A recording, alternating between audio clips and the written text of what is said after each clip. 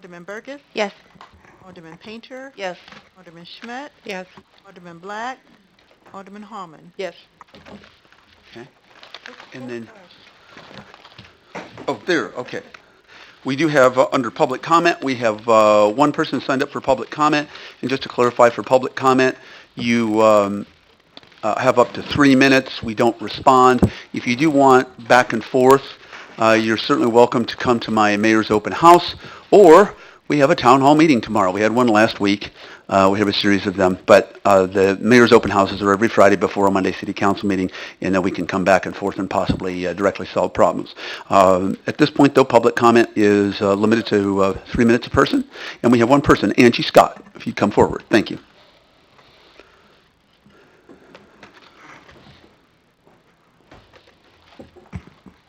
I had a couple of people request that I record the council while public comment's happening, so that's what I'm doing today.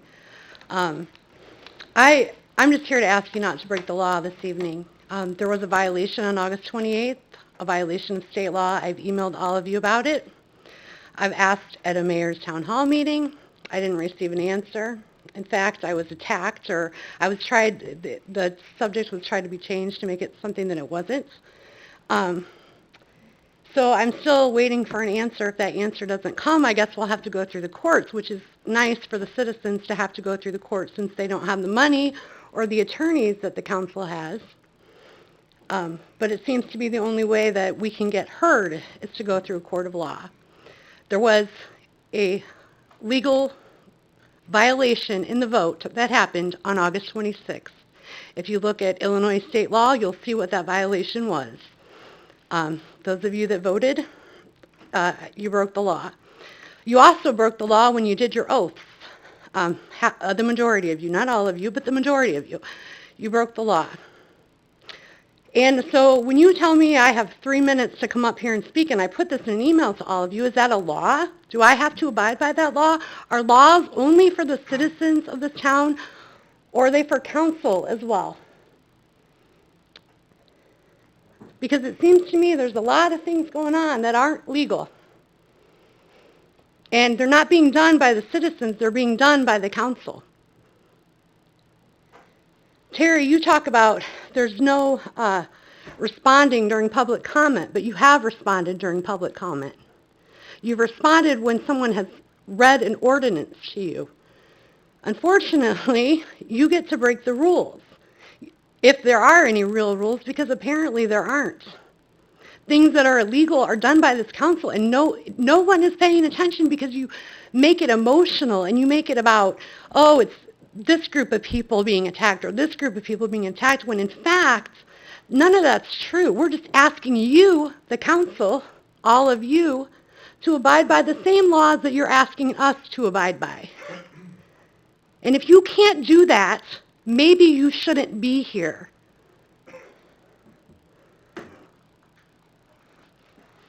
Okay, thank you. Let's move right along then to the first item on our agenda this evening, and that is presentation of downtown wayfinding design concept. And we have a presentation by our interim city manager, Steve Rasmussen, Barbara Martin, and Beth Wisman. And I'm going to go ahead and turn it over to them. They're approximately a 10-minute presentation, followed by approximately a 20-minute council discussion. Thank you very much, Mayor. And I just want to say that we have worked long and hard with the committee and with our wayfinding architects for many months.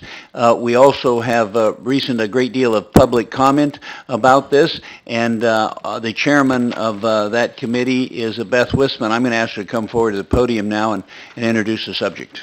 Thank you. Thanks, Beth. Welcome. Thank you. We started on this project with a pretty simple request. Please help us create better parking signs so that our out-of-town guests could find their way to the parking decks that we are lucky to have in the downtown. And based on feedback at the museum and at the visitor center, in particular our international guests were just having a hard time figuring out where to park so they could spend more time downtown. They could definitely see the 90-minute parking limit, and so we were called and appointed by the mayor to be on this committee, and we were pretty successful to get that parking signage put up, and then immediately we decided to move forward with the idea of more wayfinding and signage to help locals and visitors alike discover what's going on in downtown, maybe even rediscover in some areas, and to really underline that there are resources here, and in particular parking and entertainment, dining, business, government, all the things that make our downtown so rich. And so Crystal Howard, Russell Francois, Dave Park, Tom Jones, Carl Teichman, Vicki Tilton, Tom Krieger, and I worked with staff, and at the time, Trish Stiller was the chair, and she's only not speaking now as the chair because she, of course, now is a city employee.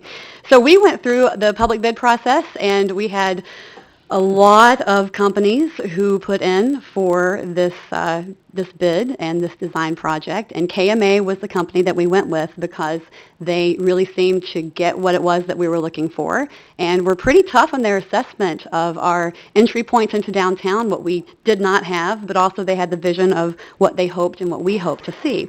So we have come to a point where we're ready to show you, after a lot of public input and a lot of meetings and discussion, what we hope the future of our wayfinding looks like. So I'm going to introduce Barbara Martin. She is the CEO of KMA, and David Kosick, who is the president, and they're going to walk you through the process of how we arrived here and give you a look at what the new wayfinding, we hope, will look like. Thank you. Thank you so much, Beth, and thank you for your hard work on this, by the way. Good evening. Good evening. Thank you. I have a brief presentation that just kind of gives you an overview of where we are with the revised design concepts.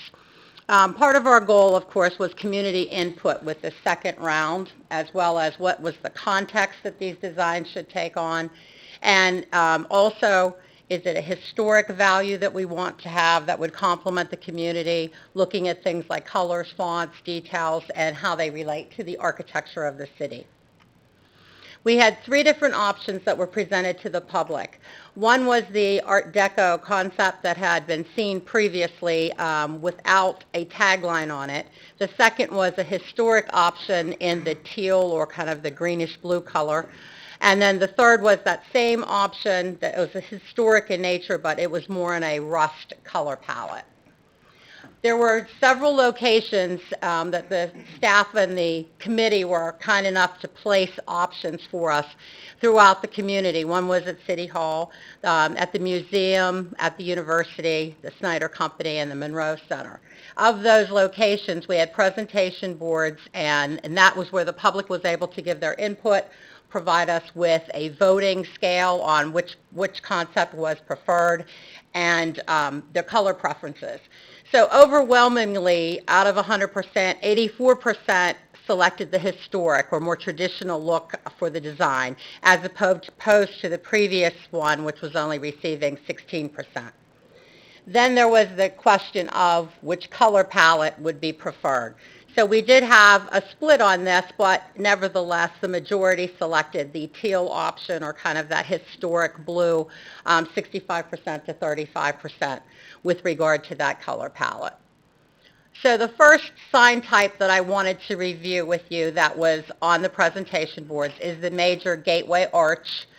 This is a conceptual drawing of how this might look during the day as you enter into the city. It kind of really places you within the downtown.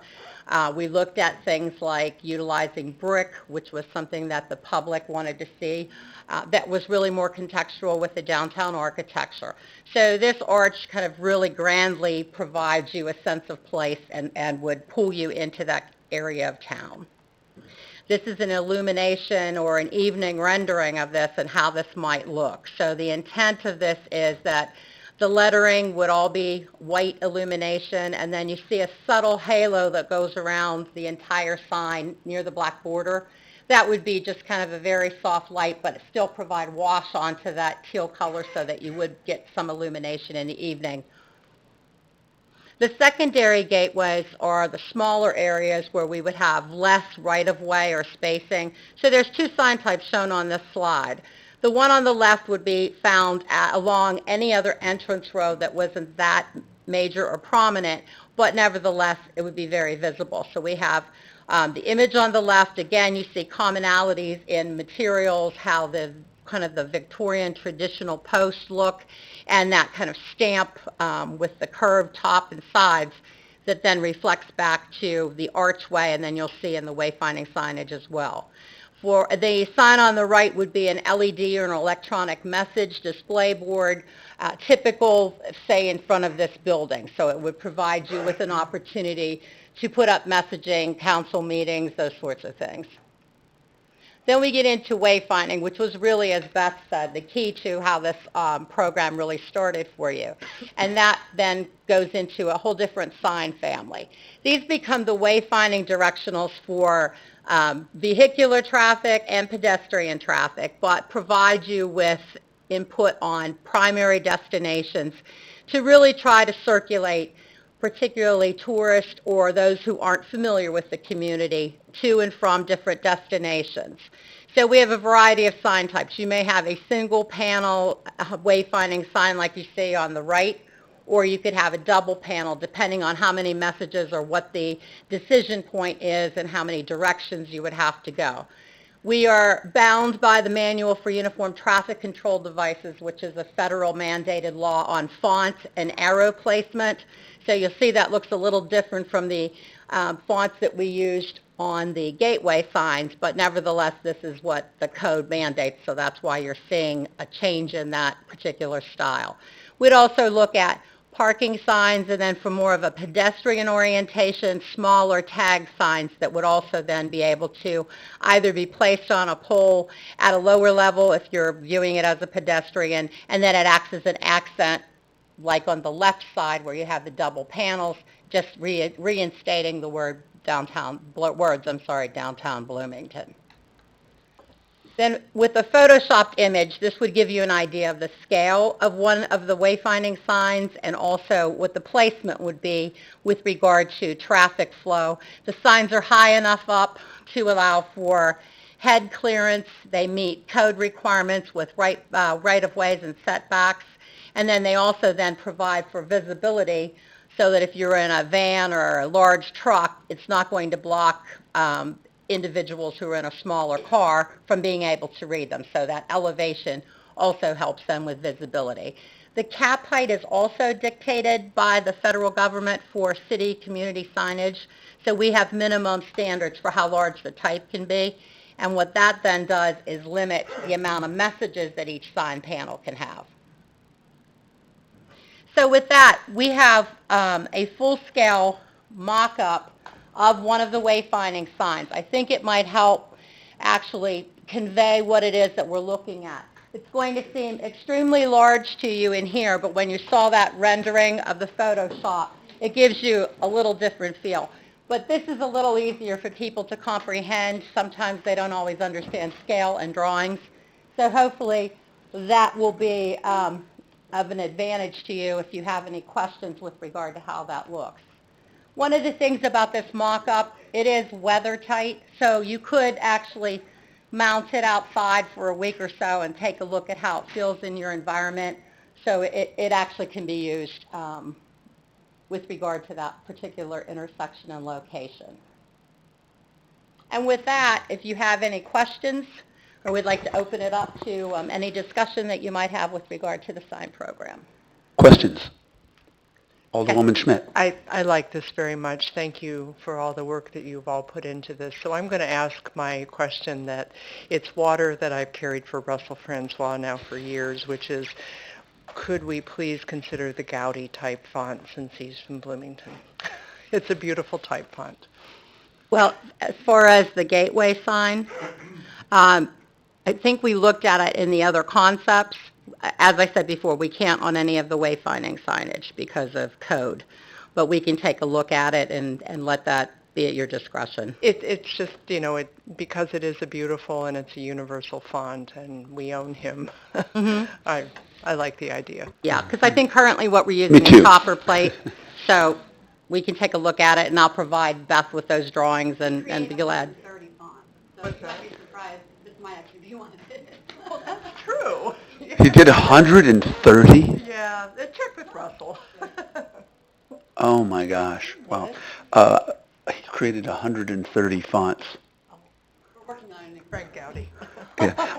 Other questions, comments? Alderman Mathey.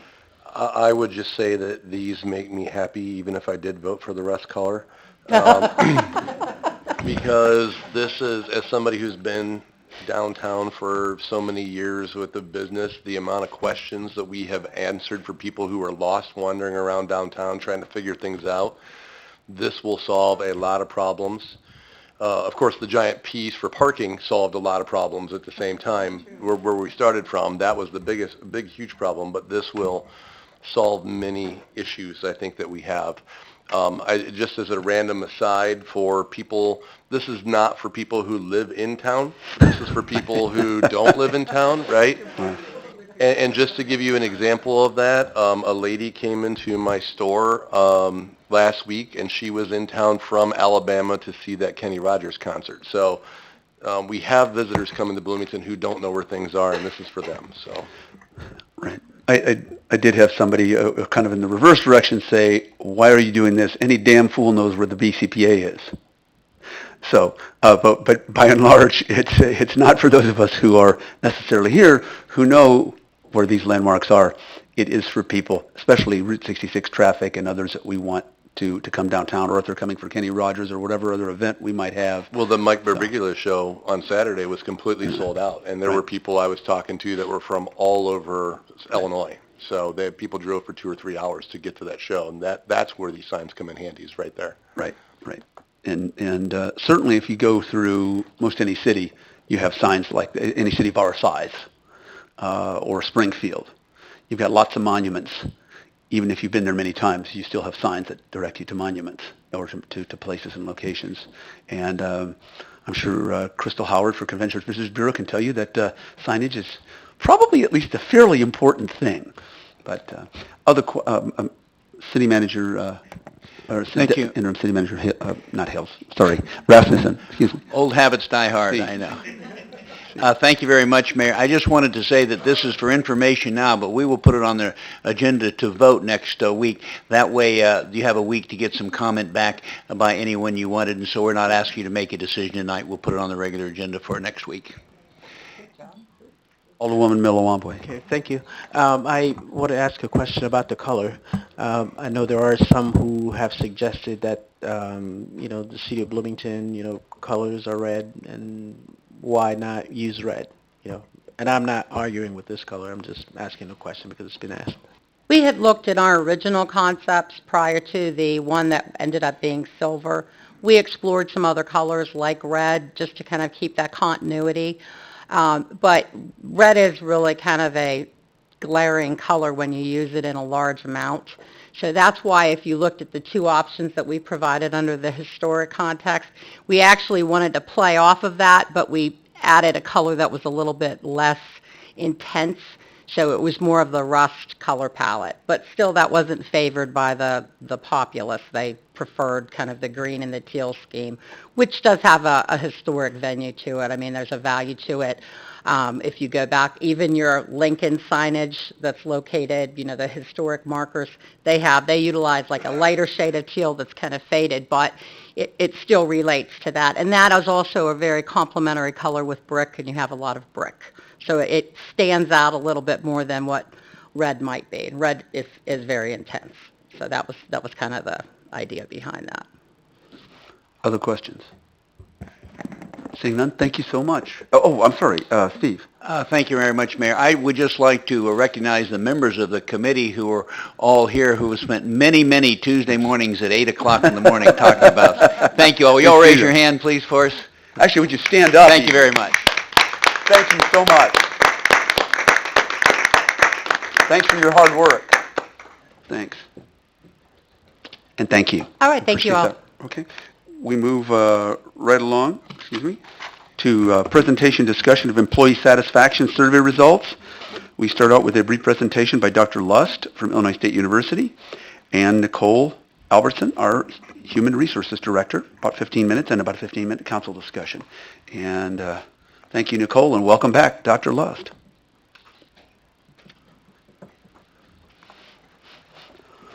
I don't want to take up too much time with introductions. Sounds like you all remember who Dr. Lust is from Illinois State. Just want to thank you again for his involvement and participation in running the data analytics for us and presenting the results to you.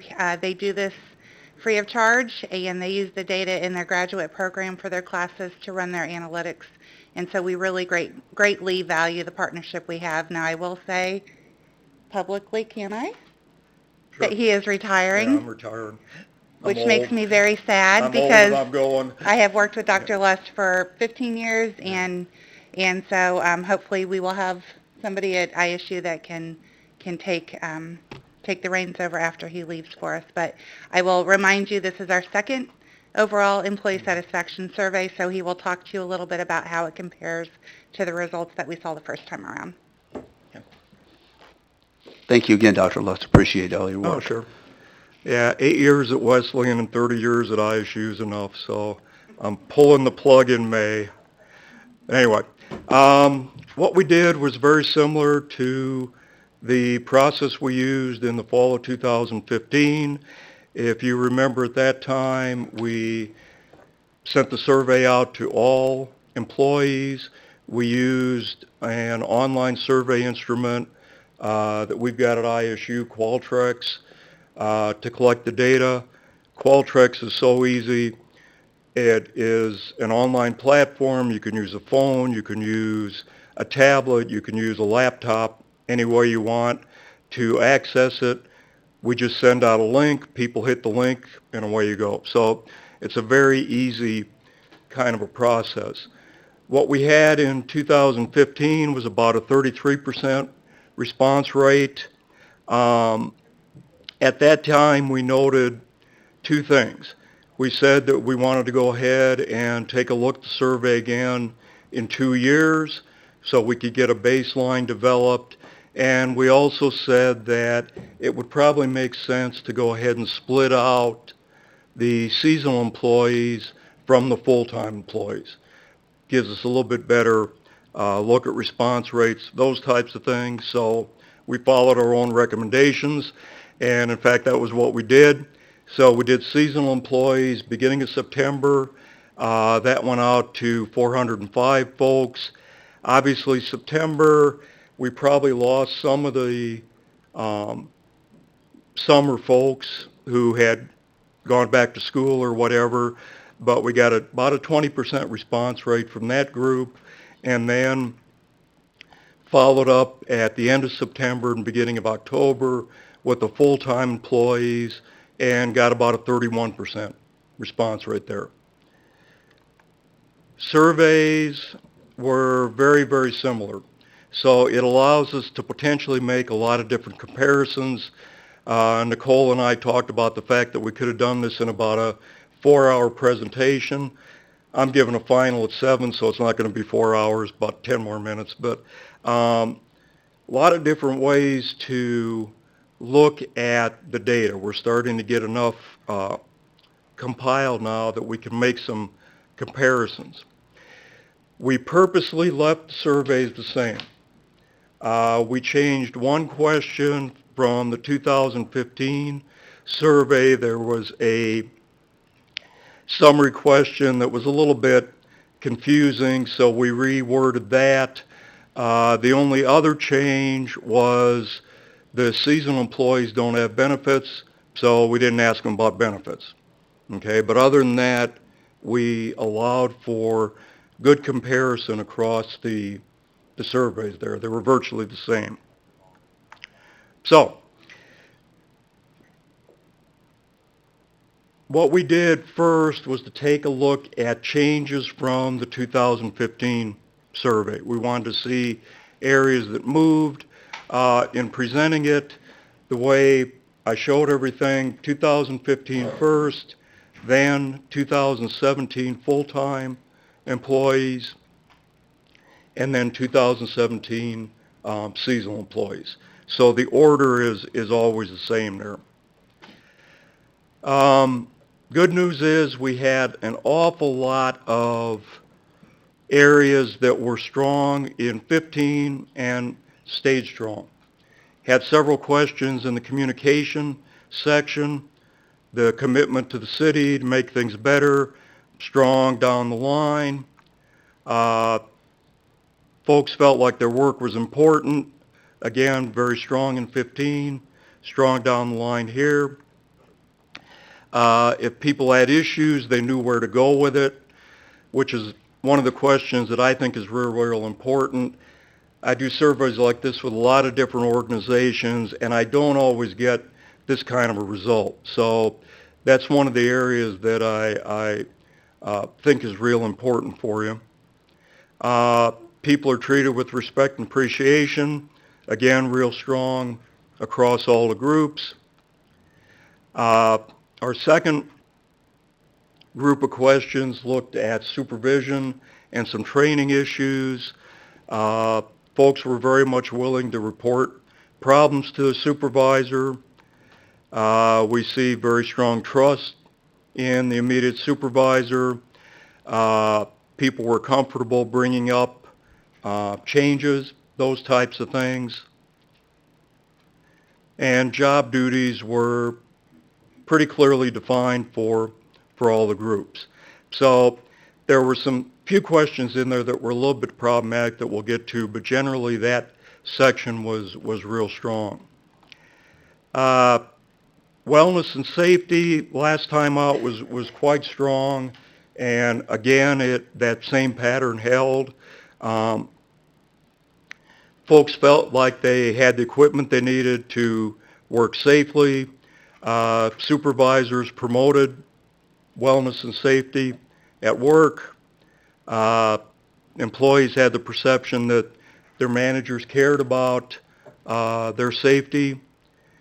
And this was the one question that we worded a little bit differently, but we asked what degree folks felt like safety was a priority in the city.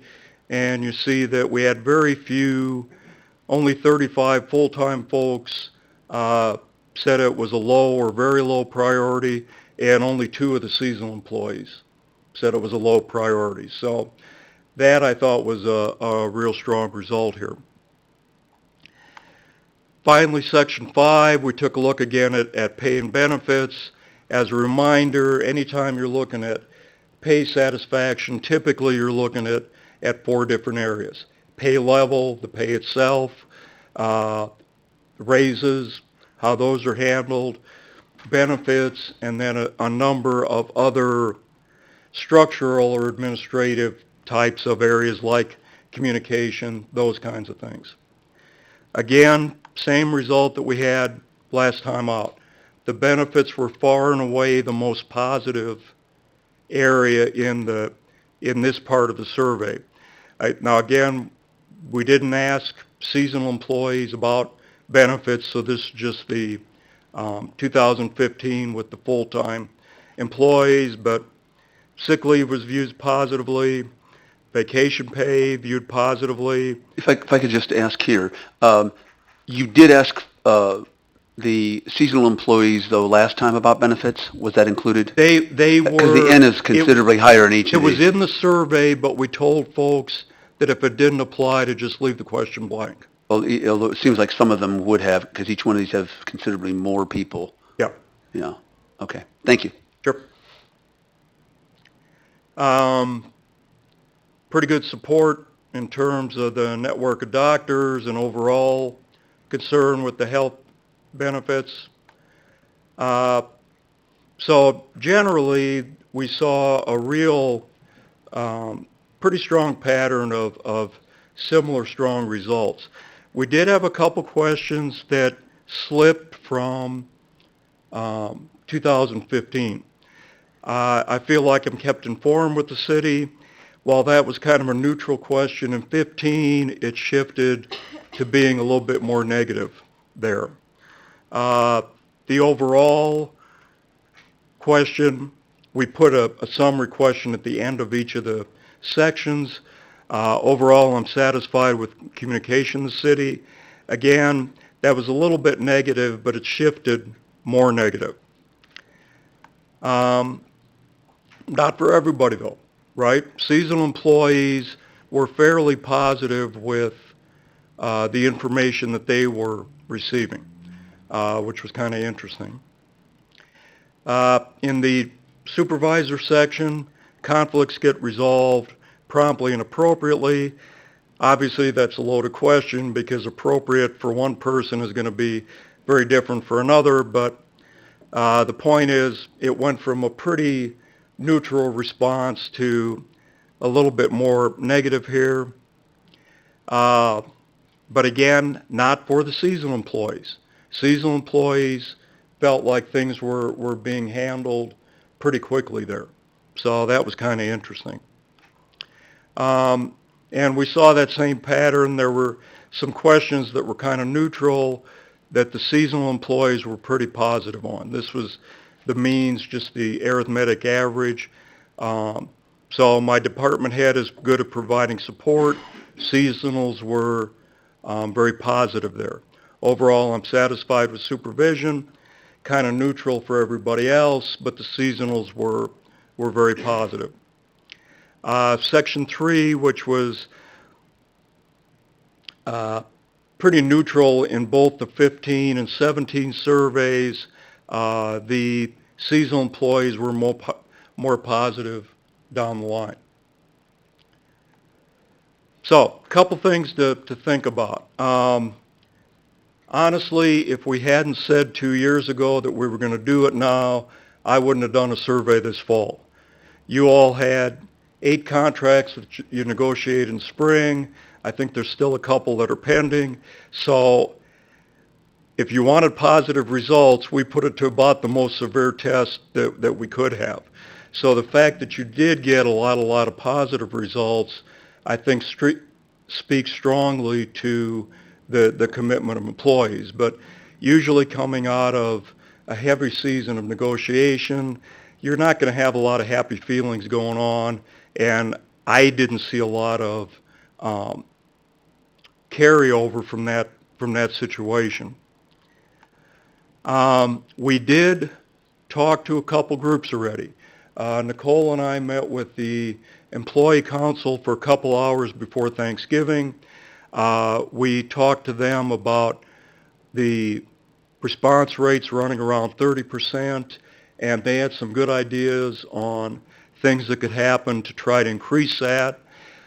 We took a look at some of the reasons why seasonal employees tended to be more positive all the way through than the full-time employees.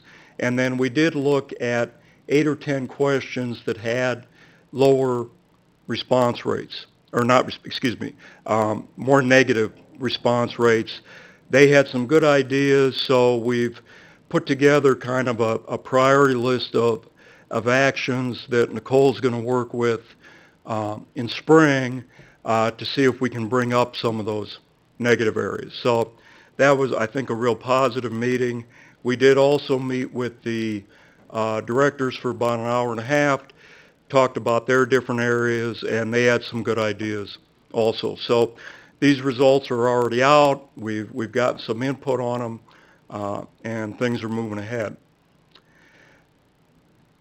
Going forward, particularly in the communication area, because that was one of the things that the employees wanted to stress, if we feel like there's been some changes, it might not hurt in May or June to come back and just do a quick one-page survey. Do 8 or 10 questions to see if we're getting shifts in the communication area. Again, I'll still be around. I can do that for you. Since I haven't charged you a dime yet, that one's free too, so we don't need to worry about it. But that way it would give an indication of whether or not the changes are starting to take effect. I would close with the same summary I had in 2015. Most certainly there's some negatives in here. There's always negatives. But really there's an awful lot of positives at play here. So I would feel pretty good about where you're at in terms of the employee relations side of things. Sure like to get those survey response rates up above 30%, but we've got some ideas now on on doing things. So with all of 2, 1, 0, time is up. What do you want to know? Questions of Dr. What didn't I Lust? tell you? Alderwoman Howman. Thanks very much, Dr. Lust. Sorry, I have this Sorry, thought and I'm trying to... I drove it out of your brain, Yeah, didn't no, I? I'm just trying to figure out, I'm assuming that these are union and non-union employees that have responded. Right. Is there any way of... No, there's a lot of different demographics we could get at, and we talked about in 2015, because there hadn't been a survey for 10 years, we really didn't want to collect too much in case employees had concerns about being identified. So all we collected was department area they worked in, and we decided for this time around to go ahead and do the same thing. So we didn't ask about union affiliation. One of the things that I've seen a lot of research with attitudes on benefits is tenure with the organization, attitudes change with tenure. So I would have liked to have gotten some measures there, but we decided, since it was just the second time through, to be a little conservative and not ask too much. Okay, thank you. Alderman Matthey. Scott's not here, so I get the Alderwoman tag tonight. My question was, you just mentioned that we know what department it was, and I was curious on the ones that, the questions that dealt with safety, and specifically the one that says, like, my supervisor cares about my safety. Right. If there were, like, certain departments that was an issue. I mean, Oh, you're asking me to remember 11 specific results. Sorry about that. Oh, that's fine. No, actually, there was one department that was a little bit troubling kind of across the board, but generally most of the departments were pretty similar and pretty good. So on the safety side of things generally, I don't remember a lot jumping out that was Okay. problematic. Because we definitely have, more operations type sides. absolutely, It seems sure. like safety should be a bigger concern in their areas, and then versus administrative. And I was just like, Yeah. was it all on those operations side, or is it the administrative side too? And I was just curious how Yeah, that broke no, out. it was a mix. Okay, thank you. Okay. Other questions? Again, thank you so much for all you've done, sure. and we very much appreciate it, and we very much appreciate taking you up on the same contract agreement On the for this May one, summer. yeah, sure. That's no problem.